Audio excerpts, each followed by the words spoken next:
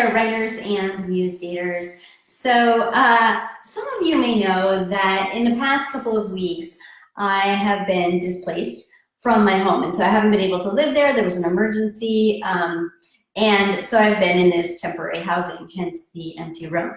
And so as part of this temporary housing solution, I had to buy plates and forks and pans and all the things that you need to go in a house. And so, you know, I went to the local store and I bought 2 little cheap saucepans because I thought I was going to be here for 3 weeks, and I paid my 10 bucks and I said, you know, this is going to be fine.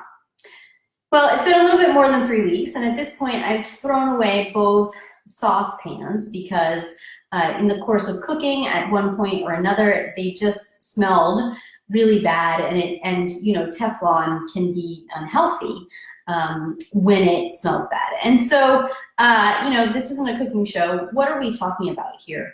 Well, I got thinking about it this evening as I was preparing dinner, not with those saucepans, and thinking about, you know, there are people who buy that kind of product, right? So they buy the saucepans, and then 3 months later, they have to go back and spend their 10 bucks to buy the saucepans again. And they look at sort of the $700 set of high-end pans and they say, well, that's too expensive. I'm never gonna pay that. That's way too much. And so instead, they end up paying $10 and paying $10 and paying $10 and paying $10. And eventually it's gonna add up to that $700, right? But even more important than that, as I think about how this situation with my saucepans is like, hey Ronald, like what most people do with their writing life. In this situation, right, these saucepans smelled really bad. Something was coming out of them that was toxic and unhealthy. I was harming myself by choosing to buy these cheap pans and use these cheap pans, thinking that I was saving myself some trouble, some money, some time in that choice. Now, for me, this was a temporary housing solution that I had an emergency and I needed to do it. But there are people who do this as a lifestyle, and there are writers who treat their writing life this way, right? So they're gonna go to the free library group, they're gonna go to the cheap $10 class, they're gonna go to the cheap $20 class. And it's not that they're just throwing that money away in small increments.